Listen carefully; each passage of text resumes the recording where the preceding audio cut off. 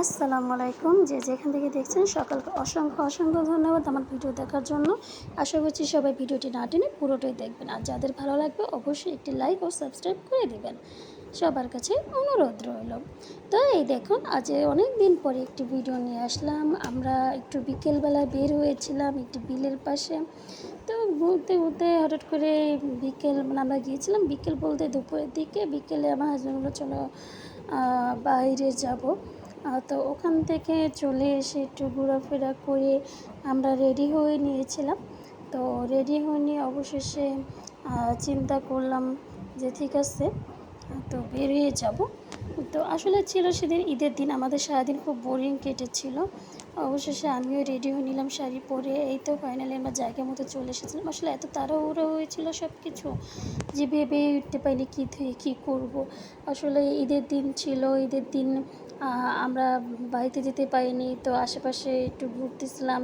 তখন হাজব্যান্ড দেখলো যে হ্যাঁ আমাদের মন খারাপ ছিল, তখন আমাদেরকে নিয়ে বেরিয়ে গেল।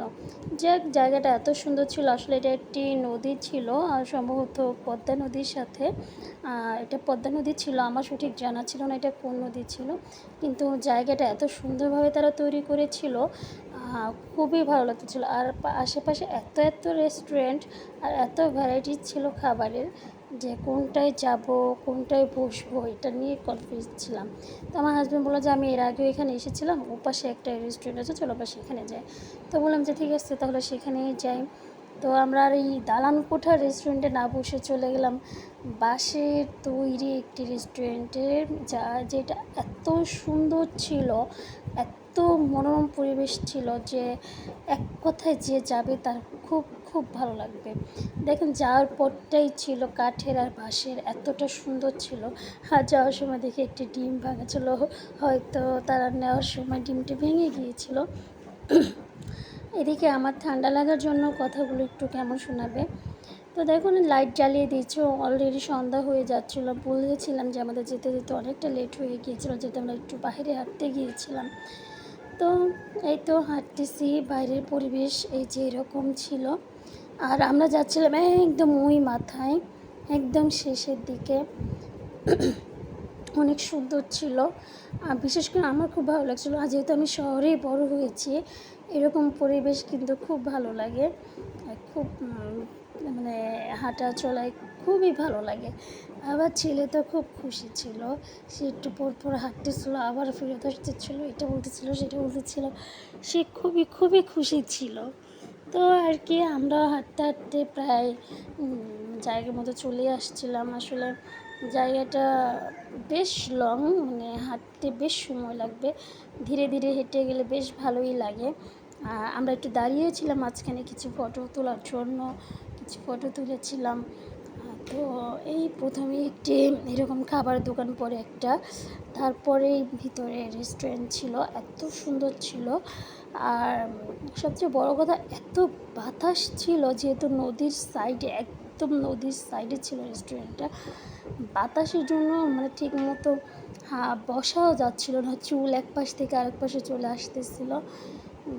বেটার ফিল বেটার ছিল।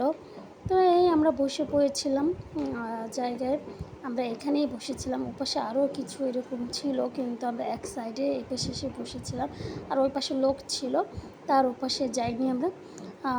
তারা বলতেছিল যে এখানে পানি উঠতে নাকি আরও অনেক বেশি পানি হয়, আরও অনেক পানি আসে। তো আমরা ফাইনাল প্রথমে কফি অর্ডার করেছিলাম, তো এই কফি চলে এসেছে, কফি খাচ্ছিলাম। কফিটা বেশ ভালোই ছিল, তবে আমি ভুলবশত একবারে গরম গরম মুখে দিয়ে ফেলেছিলাম, জিহ্বাটা পুড়ে গিয়েছিল। তারপরও ঠিক আছে, কফি একটু গরম গরম খেয়ে যে জিহ্বায় না পুড়লো তাহলে কী করে হয়। আসলে আমার ক্ষেত্রে এরকমটা অনেক বেশি হয়, আমি একটু গরম খেতে গিয়ে এই জিনিসটা করে ফেলি। এমনকি মাঝে মাঝে দাদুর পান খেতে গিয়ে এত পরিমাণে চুন দিয়ে ফেলে যে মুখ একবার পুড়ে যায়।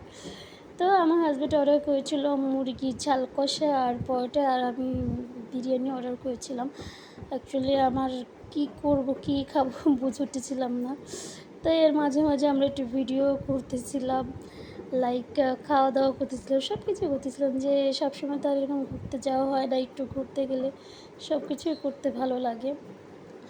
যদিও অনেকে বলে, আমাকে অনেকেই বলেছে আপনি এত ফ্যাটি হয়েও কেন এরকম করেন।